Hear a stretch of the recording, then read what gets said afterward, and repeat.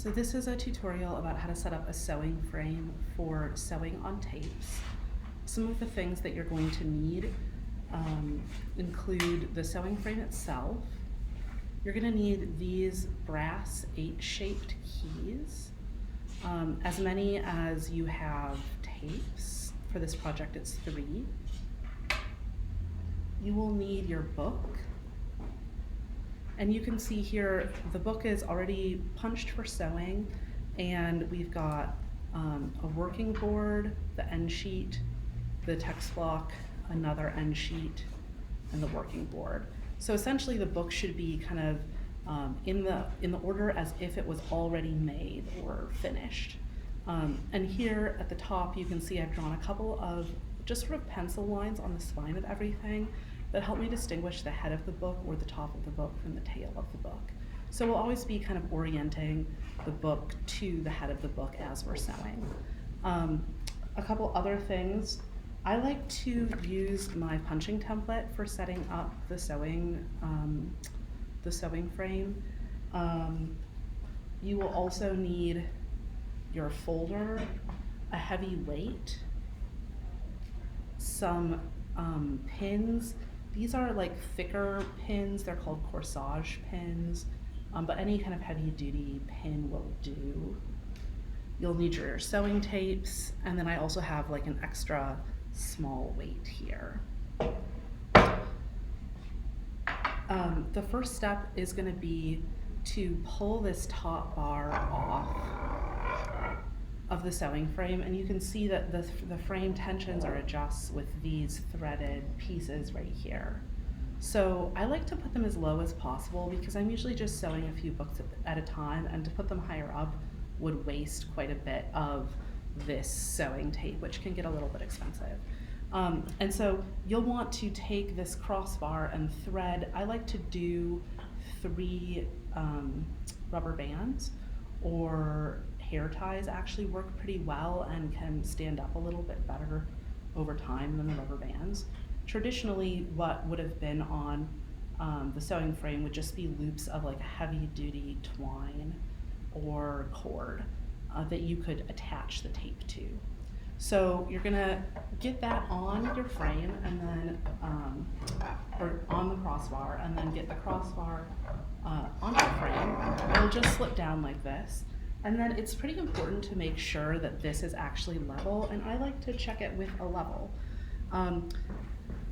So you can kind of just make little adjustments until you can just see that, let's see.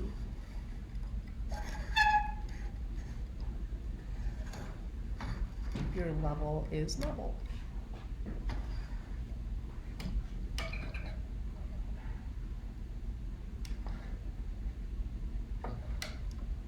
And it might take a little bit of finagling, but it's kind of worth it to make sure it's as level as possible. Then I'm right-handed, so I like to set up my book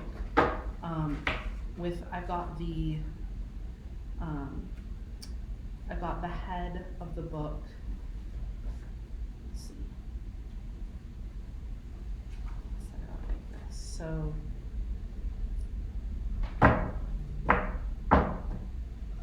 currently I have the head of the book here on the left side. If you were left-handed, you would want to set it up on the left-hand side of your sewing frame. And then when I pull things off of the book, I'm going to pull them and kind of flip over. So sort of like that. And I like to always set my folder on top of the book so that I can remember to compress the thread into the spine after each pass of sewing. So what I'm going to do right away is I call this rainbowing because from the side it makes a little bit of rainbow, of a sort of rainbow shape. I'm going to start by rainbowing over the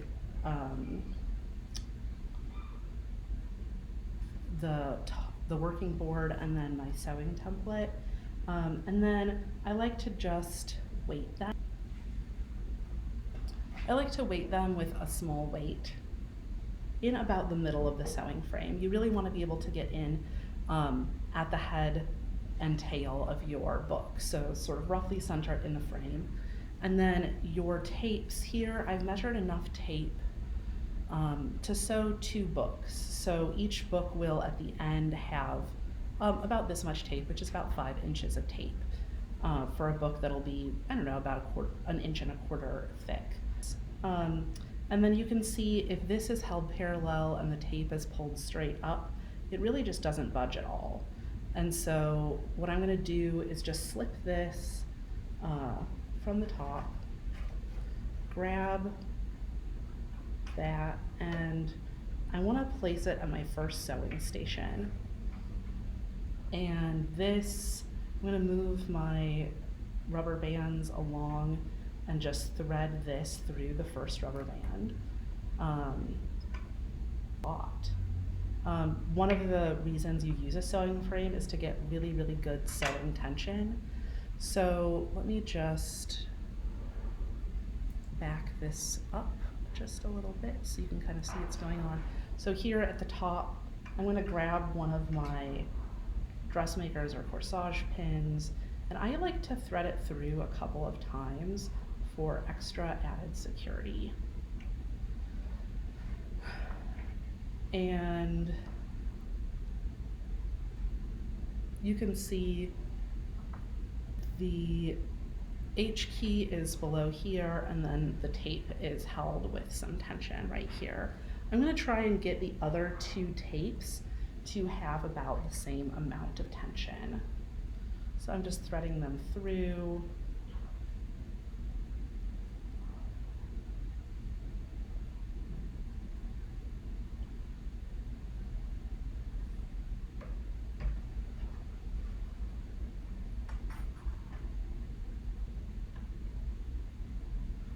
And lining them up with the template sewing stations.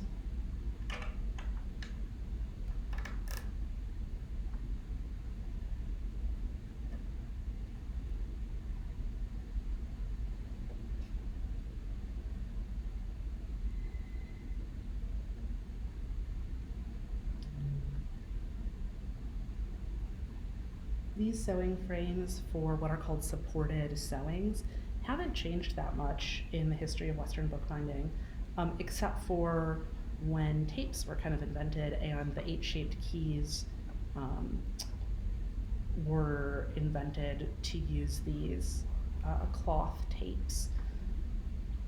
Before that, the main kind of keys that were used were sort of like, they're like circular with a little U shape below, and that would have been for raised chords.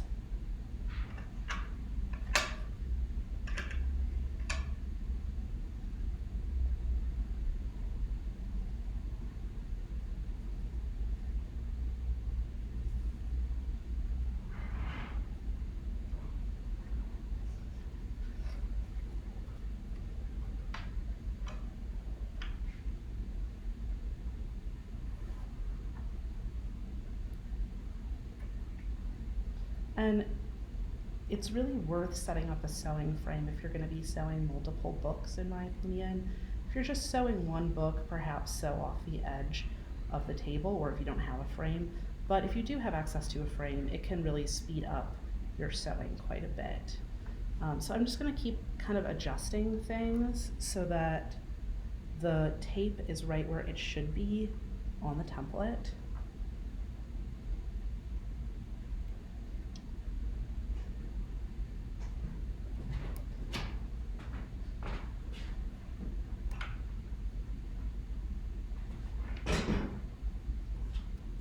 And I kind of like everything to be the same roughly, so all the pins will kind of be going the same direction. And sometimes you'll end up having to do what I'm doing right now and just reset up your tape.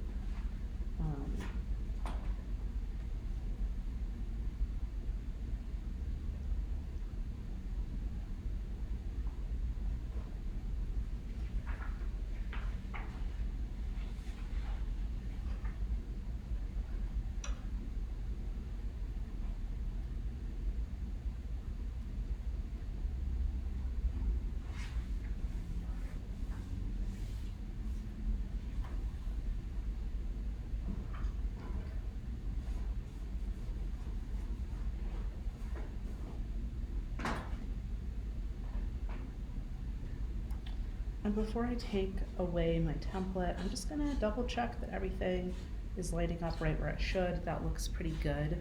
And so I am ready to start sewing. This frame is kind of missing this piece, but a lot of frames will have a piece that kind of just friction fits into this slot that just really helps keep the keys in place and all of the tapes sort of like flush together with the spine of the book. I'm gonna go ahead and rainbow over my first section, which is an end sheet section, and then just in case there's any small discrepancies between the section and the tapes,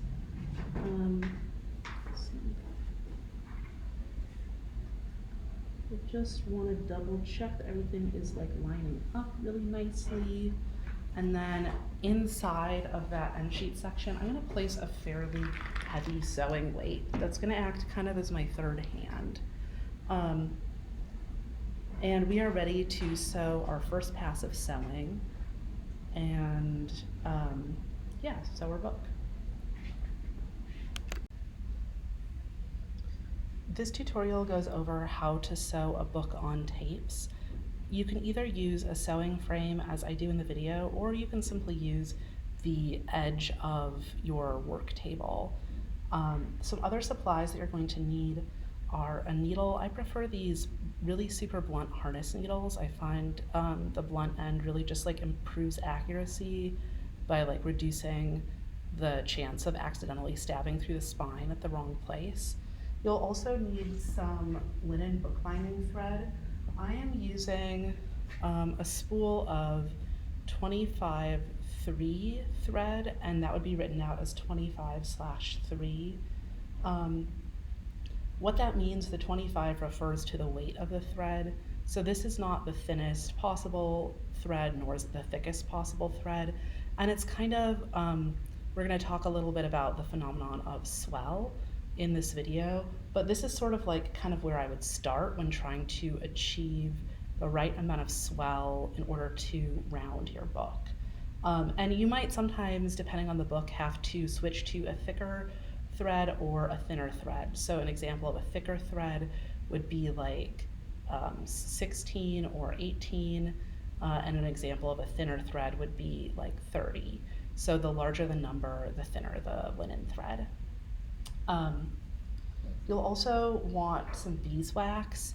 Not all binders use beeswax for their binding purposes.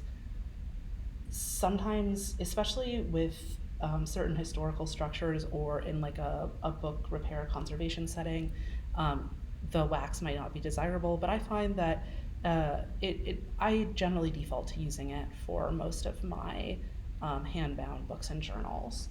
Some other things you're going to need, of course, you'll need your folder. You'll use this to compress the thread into the section after each pass of sewing, as well as a machinist square. I have just kind of a small one, since most books are, you know, not thicker than just a couple of inches. And my tip for keeping your machinist square in good shape is to store it in a little dedicated container. And that always just makes sure it's super nice and square. So how the book is oriented here is that the head of the book is right here, and I'll be squaring it up as I sew with this machinist square. So I'm going to go ahead and thread my needle, and keep in mind that you will probably not be able to sew the whole book with a single length of thread. And so you're going to want to pull out a length of thread that is about as long as you can easily manage, which is typically no longer than your kind of arm-to-arm wingspan. So I'm pulling the thread through the wax for a couple of passes. If you want, at this point, you could go ahead and lock your needle. So after you kind of waxed your thread, you are not, notice that you're not holding the thread double at all, it's just a single length of thread.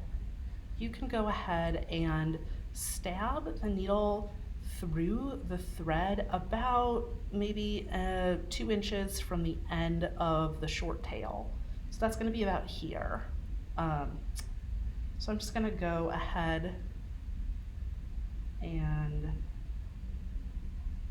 kind of stab that through. You can also use your awl or a folder to go ahead and flatten this on a work surface. So for example, sometimes I'll go ahead and flatten out the little area that I want to stab the thread through, and that'll make it easier to find that spot to stab it through.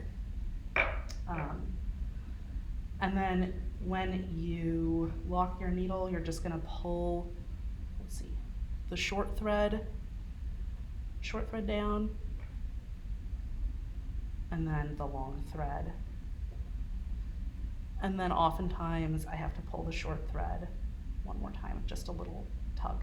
So that'll keep your needle really securely on the thread. And this section is weighted with a really heavy weight. Generally, the heavier the weight, the easier time we're gonna have sewing. And this is the head of my book, and I'm just starting at the head. And I have one of my hands inside the book and one of my hands outside the book. And so inside the book, I'm just kind of feeling for that first sewing hole. And then when I pull, I'll always be pulling in line with the spine, which means I'm keeping this thread parallel to the spine of the book each time we sew. And if you were having a hard time finding your sewing holes, I'll show you a trick in just a moment. Additionally, another thing that can be helpful is if you are worried about pulling all the way through and losing your tail, you can just take a piece of low-tack tape and just tape your tail right here to the sewing frame. So here we go.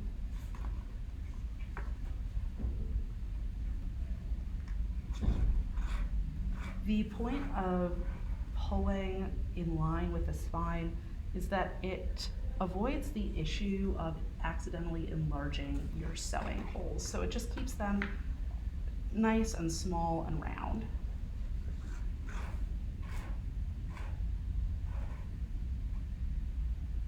And at the end of the first pass of sewing, I really like to just kind of give a gentle tug to both ends of the thread, and you'll just see it kind of cinch up.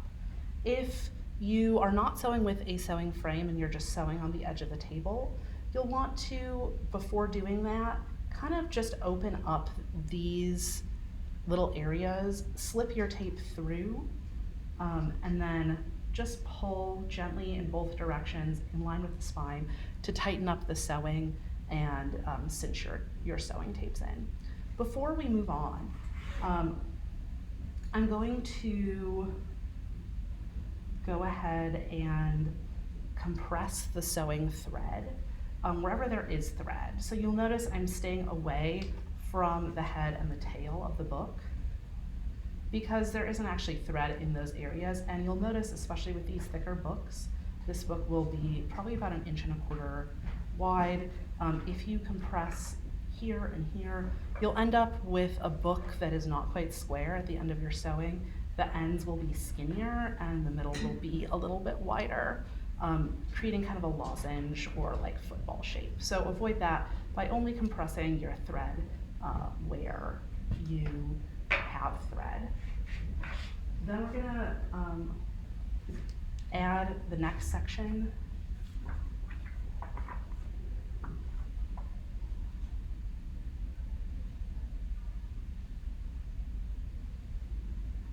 And weight it. And you can use your square to get everything kind of lined up at this point. I'll probably wait a couple passes before squaring up again. And I'm just gonna go in here. This is the tail of the book.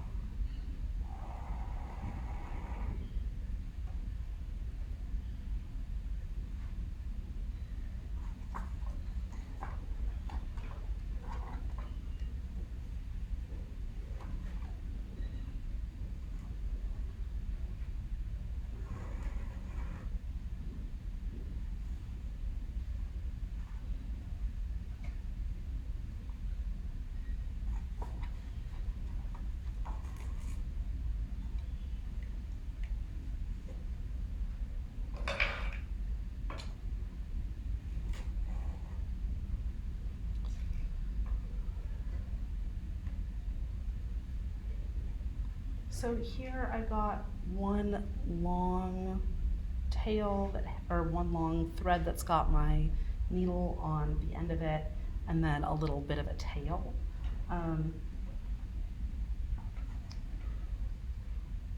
This is the end of the second pass of sewing. And before I go tie this up, I am gonna compress my thread into the book.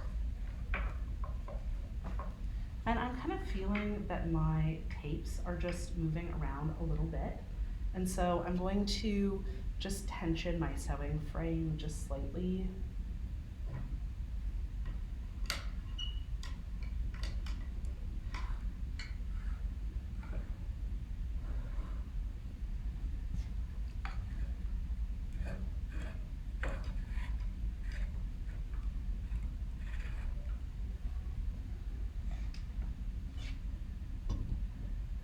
Still pretty muffled.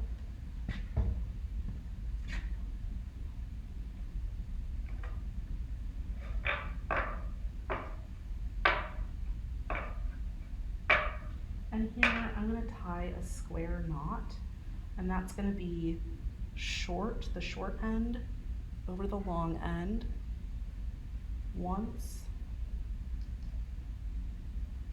and then the short end over the long end a second time. And we are ready to go up into the third section and the third pass of sewing.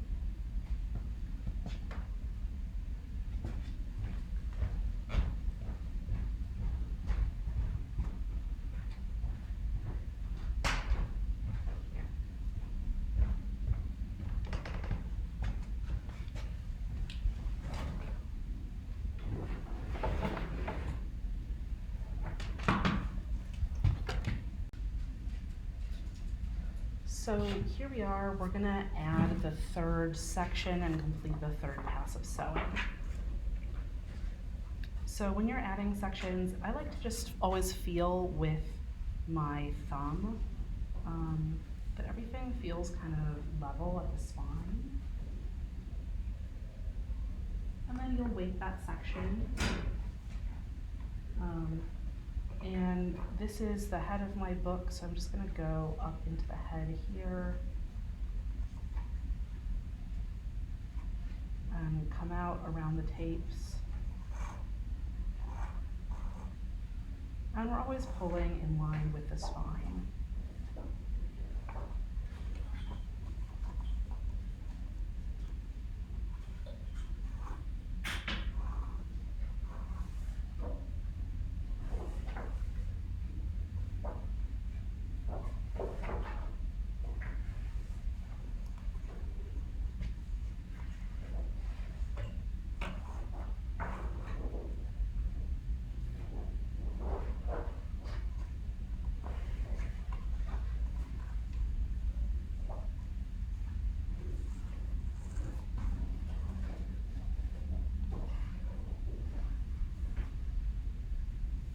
So we are just checking here at the end of the third pass of sewing is when we tie our first kettle.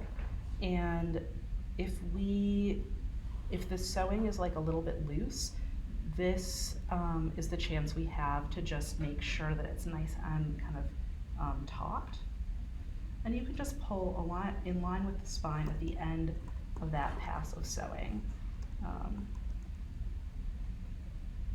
You don't necessarily want it, because we're going to be rounding these books, you don't necessarily want it to be as tight as humanly possible. You want it to be pretty well tensioned and evenly tensioned, and the evenness matters quite a bit. And so here I'm going to take the needle and push it in between the end sheet section, or section 1 and section 2, and I'm going to come out here. I'm at the tail of the book. I'm just gonna pull until I can see a loop form, and then see the loop is like that, and then I'm gonna go up through the loop and pull straight up. And when I'm pulling, I like to put one of my hands here on the tapes, and that ensures that I don't over tighten it here. Again, pulling it, you'll feel it kind of catch, and then you can stop pulling. It does not need to be as tight as humanly possible. Or again, you'll sort of end up with a book that isn't quite square at the end of your sewing. And then we're gonna go and compress the thread.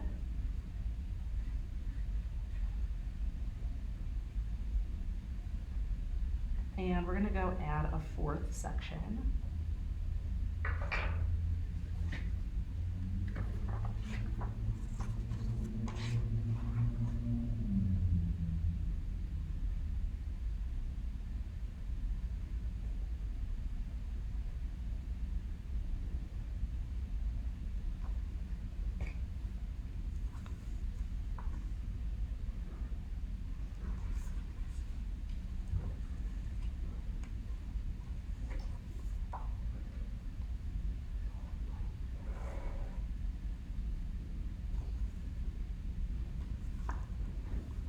And if you're having a hard time finding where to go in, you might need to take your awl and bring your awl out and follow your awl in. That can be sort of helpful. Another thing that can be helpful is to be able to get a good angle as you're sewing these first few sections on a sewing frame. It can be nice to put a couple of boards to sort of put the boards below the book, and that can just help with making it easier to get the angle you need to get into the spine.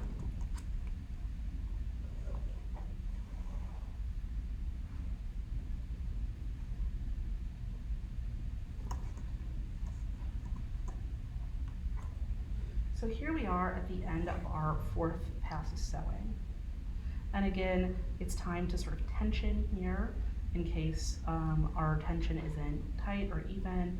And then we're gonna go in between sections 2 and 3 and come out at the head of the book. That's gonna form a loop. We're gonna go up through the loop. And then again, when we pull that taut, I like to kind of put my weight on the sewing supports or the tapes. And then we're just gonna go and compress that thread. So at this point, we have 4, we've added, you can count here, 1, 2, 3, 4. We've added 4 widths of thread.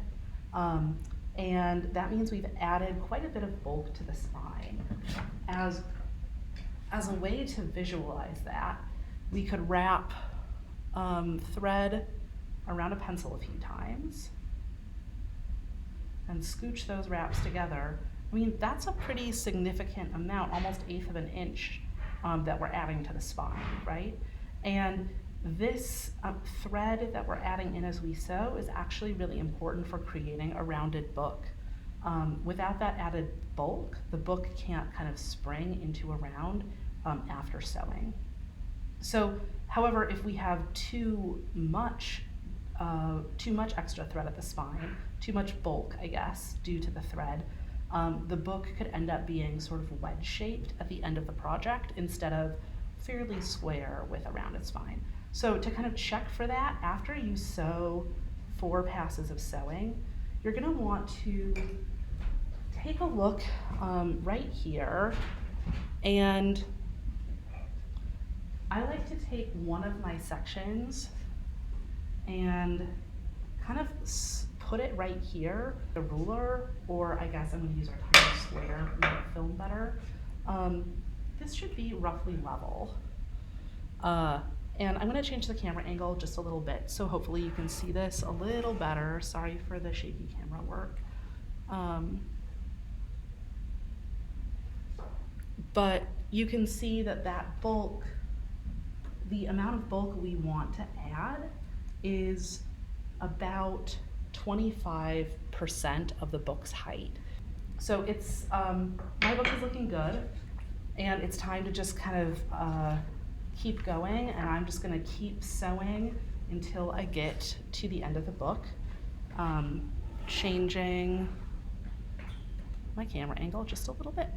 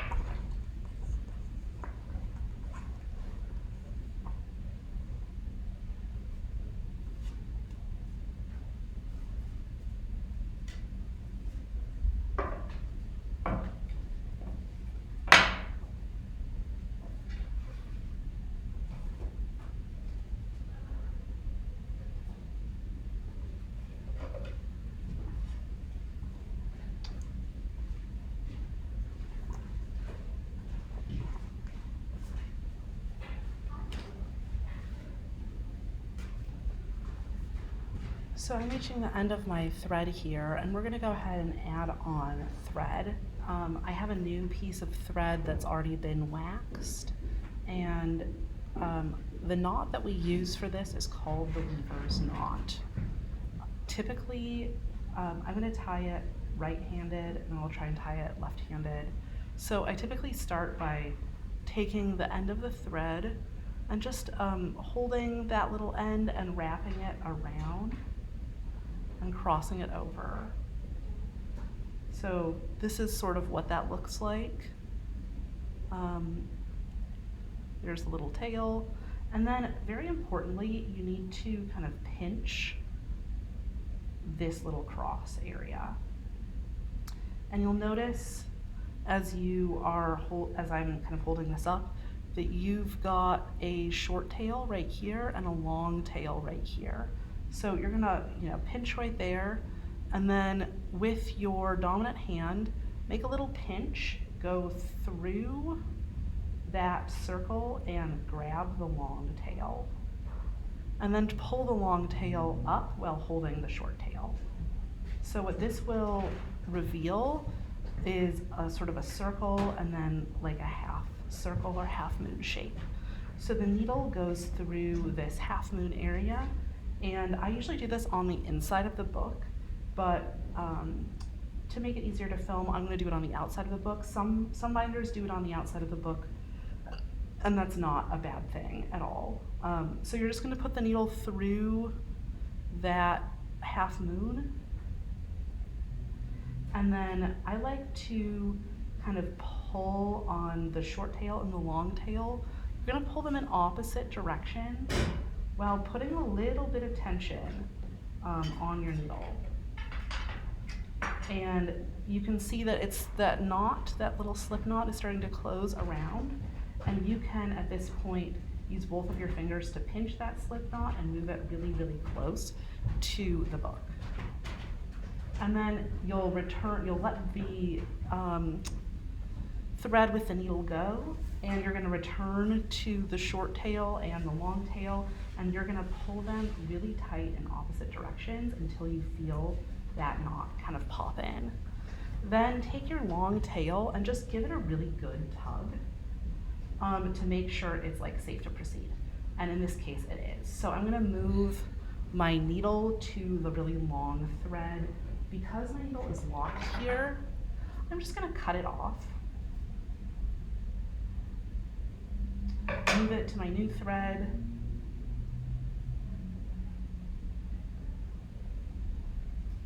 And then these two tails, just so that they don't get tangled with my sewing, I'm just going to go ahead and cut them off. When we glue up the spine, we can fray these out and glue them to the spine. And then we can just keep sewing.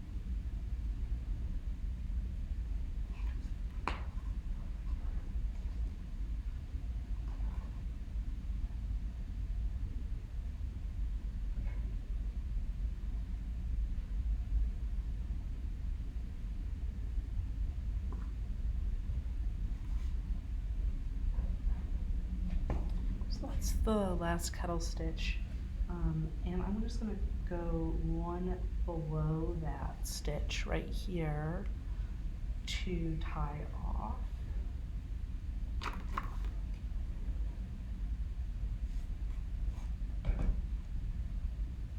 And we've got to compress that last section.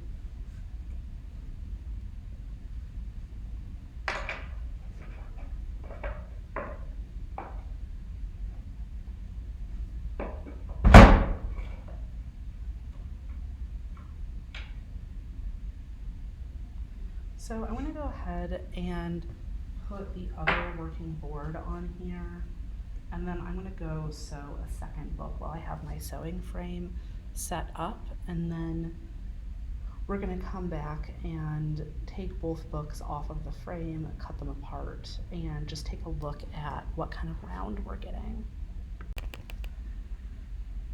So here we are, having sewn 2 books, and we're just going to take them off of the sewing frame. Just pretty easy, way easier than setting up the sewing frame.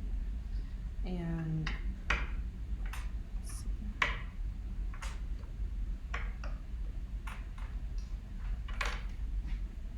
Pull off our keys.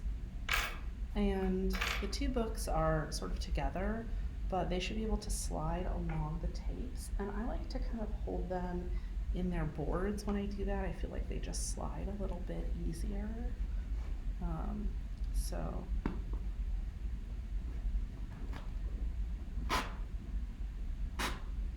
should be able to kind of slide the tapes about halfway. Pull this up. And then I'm just gonna kind of trim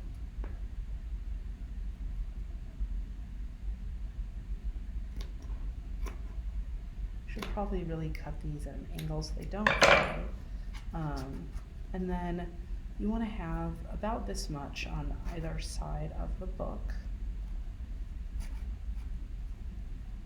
So I'm just going to go ahead and trim these at an angle.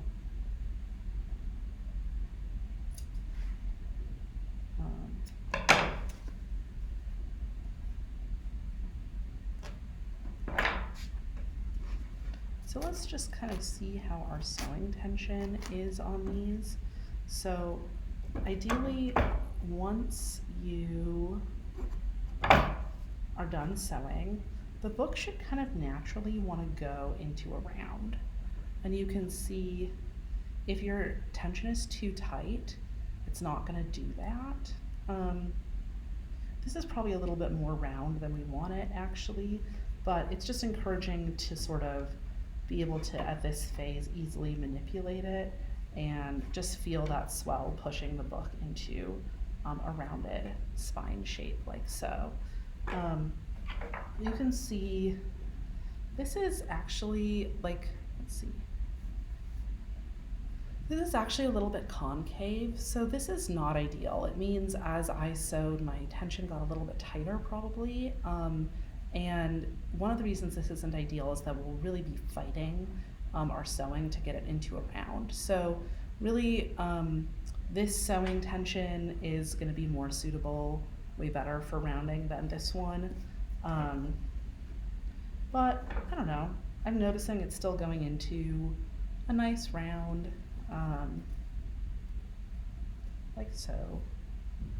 So we're looking for that when you are done sewing, and this book is ready to be rounded, have spine linings added, and get its case/cover.